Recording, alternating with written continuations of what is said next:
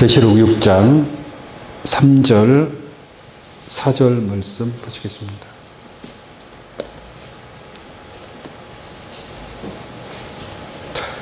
둘째 인을 떼실 때에 내가 들으니 둘째 생물이 말하되 오라 하더니 이에 붉은 다른 말이 나오더라.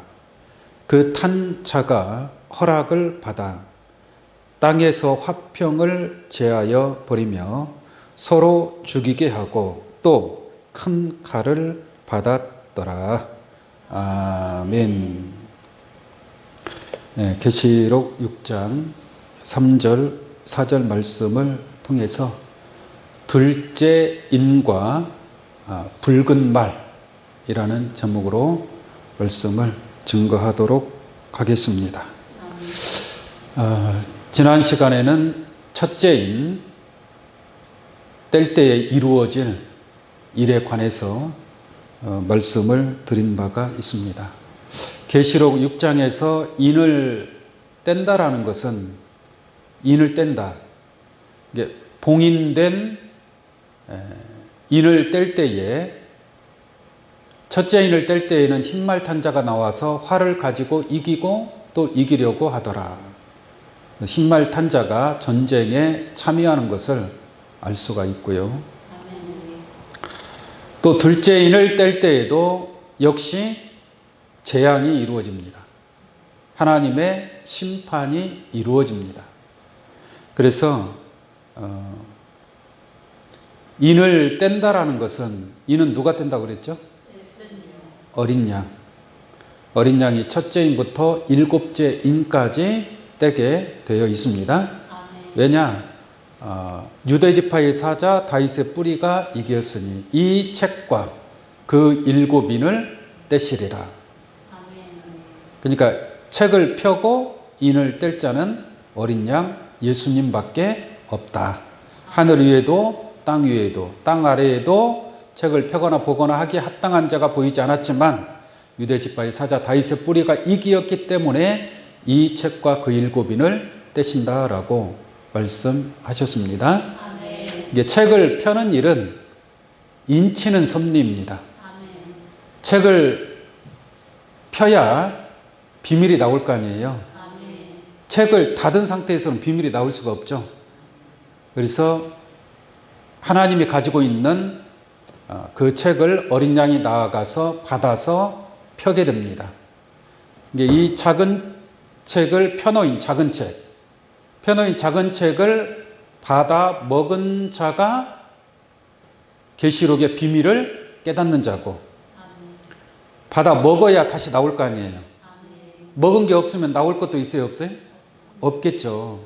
이게 펴놓은 작은 책을 받아 먹었기 때문에 나오는 것도 펴놓은 작은 책의 말씀이 곧 계시록의 비밀이 증거되는 줄로 믿습니다. 자기가 받아 먹은 것이 펴놓은 작은 책이 아니라 예를 들어서 거짓된 말씀을 받아 먹었다면, 거짓된 말씀을 받아 먹었다면 다시 나오는 것도 뭐겠어요? 거짓된 말씀이 나오겠죠. 예를 들어서 책을 펴는 일이 먼저 있고 인을 떼는 일이 나중에 있단 말이에요. 그런데 인을 떼면서 비밀이 나온다. 이렇게 말하는 사람들이 거의 대부분이에요. 첫째 인부터 일곱째 인까지 떼는데 인을 뗄 때마다 심판이 이루어지는 것이 아니라 화가 이루어지는 것이 아니라 그 속에 숨겨진 계시록의 비밀이 드러난다. 이렇게 생각하는 사람이 거의 대부분입니다. 그러나 성경은 그렇지가 않습니다. 인을 뗄 때에는 비밀이 나오는 것이 아니라 하나님의 심판이 이루어지는 겁니다. 비밀이 나오는 것은 펴놓인 작은 책을 받아 먹어야만이 펴놓인 하나님의 숨겨진 비밀이 증거되고 나타나게 되어 있음을 분명히 말씀을 드립니다. 자, 계시록 6장 4절 보겠습니다. 3절 볼게요. 3절. 둘째 인을 떼실 때에 내가 들으니. 둘째 인을 떼는 분은 어린 양이라고 그랬죠. 이게 어린 양은 첫째인 뗄 때에도 어린 양이 떼는 것이고, 그래서 첫째인 뗄 때에 어린 양이 출현하고 첫째 성물이 출현하고 흰말 탄자가 출현한다 그랬죠. 그러니까 인을 떼는 어린 양하고 흰말 탄자는 같은 동일 인물이 될 수 있어요, 없어요? 없는 겁니다. 이게 둘째인 뗄 때도 마찬가지예요. 둘째인을 뗄 때에 둘째 성물이 출현하죠. 이게 어린 양은 둘째인을 떼고 있고, 둘째인을 뗀다라는 것은 심판을 해도 된다라는 뜻입니다. 어린 양의 허락이 있고, 그러므로 둘째 성물이 그 예수님의 명을 받들어서 대언하게 되죠. 둘째 성물은 이리 오라라고 명령을 합니다. 그 명령하는 자가 둘째 성물이고요. 둘째 성물이 말하되 오라 하기로, 이에 무슨 말이 나와요? 붉은 다른 말이 나온다 그랬죠. 붉은 다른 말이라는 것은 앞에 흰 말하고 다른 말이다라는 얘기예요. 그러니까 이 붉은 말은 누가 불러내는 거예요? 둘째 성물이 불러내고 있잖아요. 그러면 이 붉은 말은 둘째 성물에게 소속된 자라고 말할 수 있겠죠. 흰말 탄 자는 첫째 성물에게 소속된 자라고 말할 수 있죠. 네 성물이 각각 다르단 말이에요. 첫째 성물이 있고, 둘째 성물이 있고, 셋째 성물이 있고, 넷째 성물이 있고, 네 성물에 각각 날개도 몇 개씩 달려 있어요? 6날개씩 달려 있잖아요. 또 그 날개 안과 주위에 눈이 가득하더라. 눈이 가득하다라는 것은 눈은 선지자를 상징하고 있는 줄로 믿습니다. 이게 네 성물에게는 이러한 사명, 6날개의 사명자도 있고 많은 눈의 사명자도 있다라는 것을 깨달을 수 있는 줄로 믿습니다. 그래서 이 붉은 말은 둘째 성문에게 소속된 사명자라고 말씀을 드릴 수 있고요. 그러므로 둘째 성물이 오라라고 했을 때에 붉은 다른 말이 출현하고 있음을 알 수가 있습니다. 이 말들이 이 색깔이 다 달라요. 이 말들의 색깔이 다른 이유는 그 인을 뗄 때마다, 첫째인 뗄 때 흰말 탄자, 둘째인 뗄 때 붉은 말 탄자, 셋째인 뗄 때 검은 말 탄자, 넷째인 뗄 때 청황색 말 탄자가 출현한단 말이에요.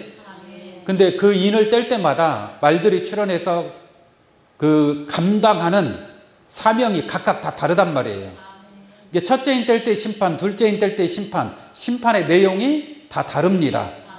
그러니까 말들이 그러한 심판을 행하는데 그 말들의 색깔이 다른 것은 그 사명이, 그 심판이 각각 다르게 나타나기 때문에 색깔이 서로 다르게 표현됐다라고 말씀드릴 수 있겠습니다. 그러면 네 생물은 첫째 생물부터 넷째 생물까지 네 생물은 같은 동급의 사명자라고 말씀드릴 수 있겠죠. 그런 것처럼 그 생물들이 불러내는 말들도 같은 동급의 말들이다라고 말씀드릴 수 있겠습니다. 그런데 어떤 사람은 이 붉은 말을 공산주의로 해석하는 사람들이 있습니다. 붉은 깃발을 가진 공산주의들이 많으니까 이 붉은 말은 공산주의다, 이렇게 해석하는 사람들이 들어있긴 한데 이것은 공산주의가 될 수가 없겠죠. 왜냐하면 하늘 보좌 가운데와 주위에 있는 네 생물의 둘째 생물이 불러낸단 말이에요. 근데 둘째 생물이 불러내는 사명자가 공산주의라고 말할 수 있나요? 그렇게 말할 수 있는 건 아니죠. 뭐하러 보좌의 가운데 있는 그러한 사명자가 공산주의를 불러냅니까? 말이 안 되죠. 이 붉은 말은 이 네 말에 관해서 스가랴서 6장에 기록된 말씀이 있는데요. 그 내용을 한번 잠깐 보도록 하겠습니다. 스가랴서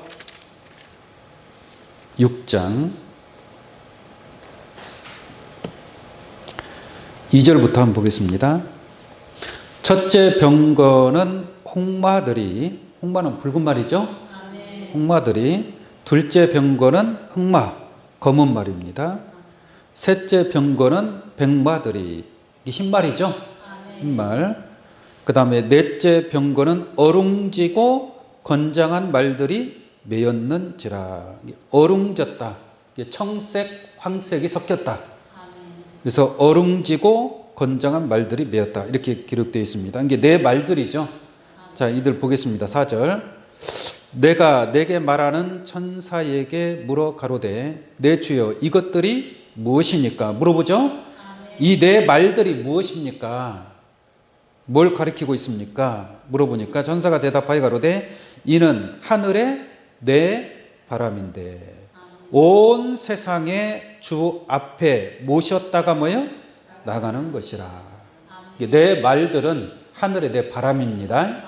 이 네 말들은 공산주의가 아니고, 공산주의가 아니고 주 앞에 모셨다가 나가는 자들이더라.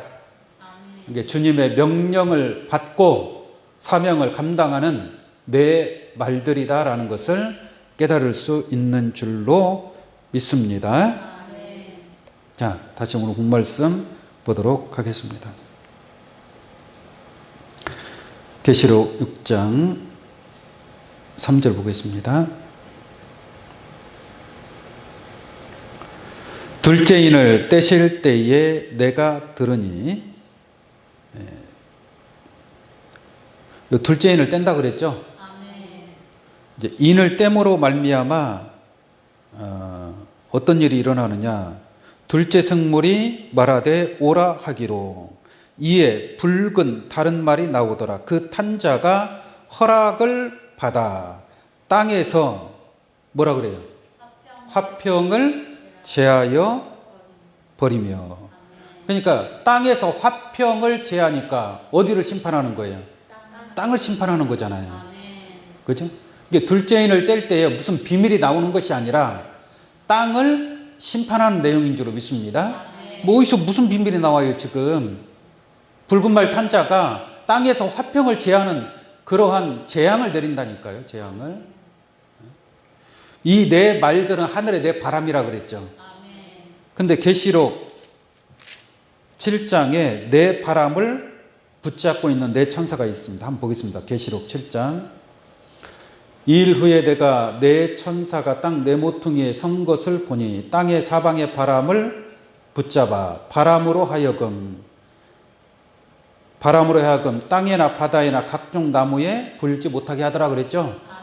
불지 못하게 한다라는 것은 이 땅의 사방의 바람을 붙잡고 있을 때는 불 수가 없지만 그 바람을 놓을 때는 어떻게 돼요? 땅에나 바다에나 각종 나무를 심판하는 일이 있다는 얘기잖아요. 그러니까 하늘의 바람이 땅에 불어서 땅을 심판하는 역사예요. 하늘의 내 바람이 땅에 불어서 이 땅에 속한 자, 바다에 속한 자, 각종 나무에 속한 자를 심판하는 역사가 있을 것을 말씀하고 있습니다. 그러나 붙잡고 있는 상태니까 내 천사가 내 바람을 붙잡고 있는 상태잖아요. 붙잡고 있는 상태에서는 땅을 심판해요, 안 해요? 안 한다는 얘기죠. 안 한다는 얘기죠. 할 수가 없다는 얘기죠. 뭐 언제까지 할 수 없느냐? 2절 보겠습니다. 또 봄에 다른 천사가 살아계신 하나님의 인을 가지고 해 돋는 데로부터 올라와서 땅과 바다를 해롭게 할 권세를 얻은 네 천사를 향하여 큰 음성으로 외쳐 가로되. 이게 땅의 사방의 바람을 붙잡고 있는 네 천사가 있죠. 이게 네 천사가 네 바람을 붙잡고 있어요. 이게 여기서 이 네 바람은 백마, 홍마, 흑마, 청색말 네 말들을 붙잡고 있단 말이에요. 그럼 붙잡고 있는 네 천사는 누구를 가리키겠어요? 네 생물을 가리키고 있는 겁니다. 왜? 네 생물이 네 바람을 붙잡고 있는 거예요. 그래서 첫째 인 뗄 때 첫째 생물이 오라고 하니까 흰말 탄자가 나타나는 겁니다. 첫 번째 바람을 불러일으키는 거죠. 심판의 바람을 불러일으키는 그런 역사인 줄로 믿습니다. 자, 3절 보겠습니다. 가로되 우리가 우리 하나님의 종들의 이마에 뭐 하기까지요? 인치기까지. 땅이나 바다나 나무나 해야지 말라 그랬죠. 이게 인치는 역사가 끝나야만이 그 다음에 내 바람이 불 수 있습니다. 내 바람이 불 수 있으려면 인치는 역사가 끝나야 되고 끝나고 난 뒤에 첫째, 둘째, 셋째, 넷째 인을 떼서 내 바람을 불게 한다는 얘기예요. 그럼 인치는 역사가 끝나기 전에는 내 바람이 불 수 있어요, 없어요? 인이 떨어질 수 있어요, 없어요? 그 지금 첫째 인도 떨어졌다는 얘기, 아직 안 떨어졌다는 얘기예요. 아직 안 떼어졌다는 얘기죠. 첫째 인의 문이 열리지 않았어요. 그러니까 아직 심판이 시작되지 않은 줄로 믿습니다. 그러나 인치는 역사가 끝나면 내 천사가 내 바람을 놓게 되죠. 인치는 역사가 끝나야만이 하나님의 심판이 시작되고, 심판이 시작된다는 것은 첫째 인부터 떼어지는 그 인을 통해서 하나님의 화해 심판이 이루어지는 줄로 믿습니다. 자, 계시록 6장 3절 다시 보겠습니다. 둘째 인을 떼실 때에 내가 들으니 둘째 생물이 말하되 오라 하더니, 이 둘째 생물에 관해서 잠깐 좀 말씀을 드리도록 하겠습니다. 계시록 4장 7절로 보겠습니다. 계시록 4장 7절. 그 첫째 생물은 사자 같고, 둘째 생물은 뭐 같고요? 송아지 같고, 셋째 생물은 얼굴이 사람 같고, 넷째 생물은 날아가는 독수리 같은데, 이렇게 말씀하고 있죠. 이게 첫째 생물부터 넷째 생물까지 모양이 다르죠. 그래서 둘째 생물, 오늘 둘째인 뗄 때는 둘째 생물이 나타나서 오라라고 한단 말이에요. 그 둘째 생물은 뭐 같다 그래요? 송아지 같다라고 얘기를 합니다. 둘째 생물이 송아지인가요? 송아지는 아니고 송아지 같다라고 얘기하는 거죠. 첫째 생물은 사자가 아니라 사자 같고라고 얘기했죠. 그러니까 그 의미가 있겠죠. 첫째 생물은 사자의 특징을 가지고 있는 것이고, 둘째 생물은 송아지의 특징을 가지고 있다는 얘기죠. 진짜 송아지를 얘기하는 게 아니고, 그죠? 성경에서 소는 무엇을 가리키고 있는가 한번 보도록 하겠습니다. 고린도전서 9장 9절을 한번 보겠습니다.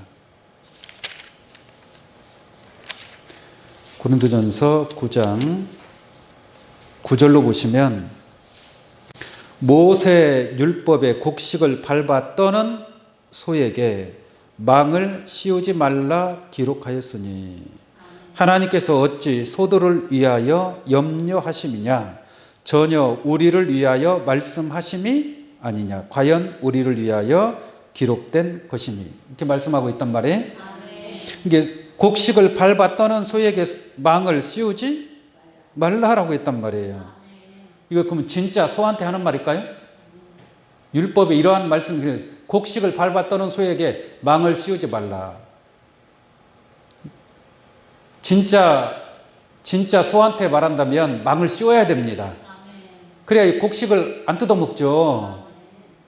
근데 망을 씌우지 말라라는 것은 이 소는 일꾼을 상징하고 있는 겁니다. 하나님의 충성된 일꾼을 상징하고 있는 거예요. 이게 송아지 같다라고 하는 것은 실상의 송아지를 얘기하는 것이 아니라 소와 같이 하나님의 뜻을 위해서 충성으로 사명을 감당하는 일꾼. 또 송아지는 구약시대 제물로 하나님 앞에 바쳐졌죠. 이게 희생하는 거예요, 희생. 하나님의 뜻을 위해서 제물이 될 수 있는 충실한 일꾼을 상징하고 있다. 이렇게 말씀을 드릴 수 있겠습니다. 옛날에는 소가 일 다 했어요. 지금이야 뭐 기계로 하겠지만, 그죠? 그 논이나 밭에서 소가 일 안 하면 농사 제대로 지을 수 있겠습니까? 사람이 일일이 다 그 땅을 다 파야 되잖아요. 뒤집어 엎어야 되잖아요. 벼농사 지을 때도 마찬가지고. 근데 소가 얼마나 힘들겠어요. 새벽부터 일어나가지고 밭간일하고. 그래도 불평불만 안 하고 충실하게 자기의 사명을 감당하는 줄로 믿습니다. 우리 이 자리에 계신 여러분들도 소와 같이 조금 힘들고, 소가 그 땅을 밭 갈아야 되니까 얼마나 힘들겠어요. 힘들어도 묵묵하게 그 사명을 감당하는 그러한 사명자가 바로 둘째 생물의 사명자다라고 말씀드릴 수 있겠습니다. 그래서 그 사명자에게는 붉은 말 탄자가 있다는 얘기예요. 그래서 그 탄자에게 명령을 내리고 있다라고 라고 말씀드릴 수 있겠습니다. 다시 계시록 6장 4절 보겠습니다. 이에 붉은 다른 말이 4절 봅니다. 둘째 생물이 말하되 오라 하더니 이에 붉은 다른 말이 나오더라. 그 탄 자가 허락을 받아. 탄 자가 허락을 뭐예요? 이게 허락을 받고 사명을 감당하는 겁니다. 허락을 받고. 그래서 둘째 생물로부터, 둘째 생물은 어린 양으로부터 허락을 받는 것이고, 그죠? 어린 양 인을 떼지 않으면 심판할 수 있어요? 없어요? 없는 거죠. 어린 양 인을 떼야만이 그 다음에 둘째 생물이 어린 양의 허락을 받고 붉은 말을 불러내고, 붉은 말은 둘째 생물의 허락을 받고 땅의 화평을 제하는 그러한 사명을 감당하는 그러한 순리로 이루어지는 줄로 믿습니다. 이러한 이 논리적으로 앞뒤가 맞는 말씀으로 증거를 해야 됩니다. 성경은 억지로 해석이 돼야 안 돼? 억지로 되는 게 아닙니다. 특히나 하나님의 말씀인데 하나님의 말씀을 어떻게 억지로 해석할 수 있겠습니까? 그래서 작은 책을 받아 먹은 자만이 다시 예언하게 되는 그런 섭리를 통해서 증거되는 말씀인 줄로 믿습니다. 자, 붉은 다른 말이 나오더라. 그 탄 자가 허락을 받아 땅에서 화평을 제하여 버리며. 땅에서 화평을 제하여 버린다. 화평이 없다. 이게 그냥 뭐 쉬운 말 같죠? 화평이 없으면 가정에 화평이 없다. 가정에 화평이 없으면 맨날 싸우고 맨날 다투고 같이 살아야 안 살아요? 같이 안 살겠죠. 그래서 이혼하는 거예요. 헤어지는 거예요. 분리가 되는 거예요. 분리가. 부모와 자식 간에도 화평이 없으면 분리가 되는 거예요. 어떤 단체나 모임도 마찬가지, 교회도 마찬가지 아닙니까? 교회도 화평이 없으면 서로 이해하고 사랑하고 서로 안아주고 좀 허물이 있어도 덮어주고 그러지 않으면 화평이 없으면 조그마한 일도 서운한 마음을 가지고 미워하고 시기하고 질투하고 서로 분쟁하는 겁니다. 이게 화평이 없으면 아주 무서운 일이 일어나는 거예요. 나라와 나라 사이도 마찬가지죠. 지금 전쟁이 일어나요, 안 일어나요? 전쟁이 곳곳에서 일어나고 있습니다. 뭐가 없기 때문에 그래요? 나라와 나라 사이에 화평이 있어봐요. 싸우지 않죠. 서로 윈윈하는 거예요. 서로 잘 지내는 나라가 있는가 하면 서로 막 못 잡아 죽여서 안달인 그러한 나라들도 있지 않습니까? 이스라엘 그 전쟁하는 거 보세요. 팔레스타인하고 아주 비참하잖아요. 화평이 없으면 그렇게 되는 거예요. 우크라이나하고 러시아하고 전쟁 아직도 안 끝났죠. 3년이 됐어요. 화평을 이루지 못하면 그렇게 전쟁, 지옥이 된다니까요. 지옥이. 그런 나라들이 얼마나 많습니까? 지금도 그렇습니다. 지금도. 중국과 일본도 서로 말로 전쟁을 하고 있어요. 지금은 말로 서로 화평이 없단 말이에요. 아주 막 독한 말을 서슴없이 내뱉고 있습니다. 이게 더 발전되면 이제는 말로 전쟁하는 것이 아니라 총으로 전쟁하는 거예요. 총으로 전쟁하는 그런 시대가 되면 그 전쟁터 보십시오. 지옥 아닙니까? 지옥. 이게 화평이 없다는 것이 얼마나 무서운 건가를 알 수가 있습니다. 아멘. 그래서 둘째인 뗄 때에 땅에서 화평을 제하여 땅의 화평을 다 제어버리는 거예요. 이게 땅에는 화평이 없는 거예요. 그럼 화평이 없으면 방금 말씀드린 것처럼 서로 미워하고 싸우고 전쟁이 일어날 수밖에 없다라는 것을 알기를 원합니다.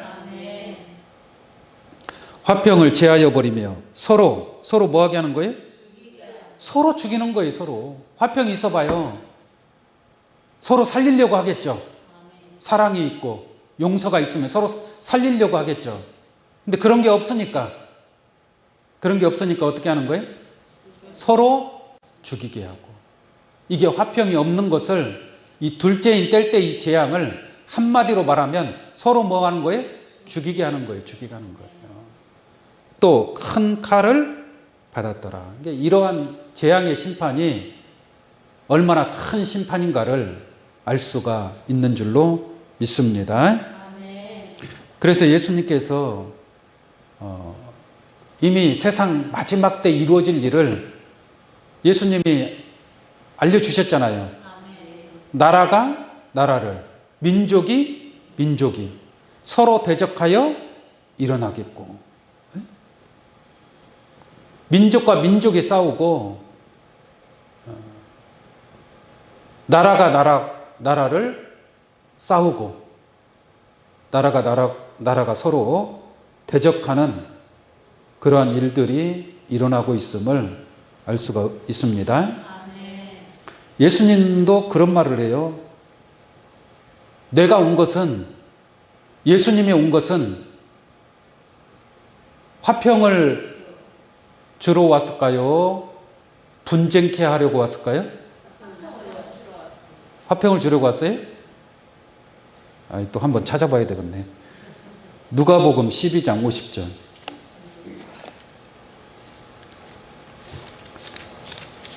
누가복음 12장 50절을 보면 51절 보겠습니다. 51절. 예수님이 하시는 말씀이에요.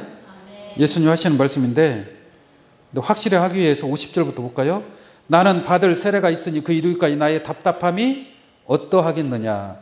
내가 세상에 화평을 주려고 온 줄로 아느냐? 그랬죠? 예수님이 화평을 주려고 온 줄로 아느냐? 지금 착각하고 있다는 얘기예요. 온 줄로 아느냐? 내가 너희에게 이르노니 아니라 도리어 뭐하러? 분쟁케 하려 함이로라. 내가 이 세상에 화평을 주러 온 것이 아니라 서로 분쟁케 하러 왔다. 이 예수님의 말씀이 둘째인 뗄 때에 땅에 화평을 제하여 버린다니까요. 그 섭리가 이루어지는 거예요.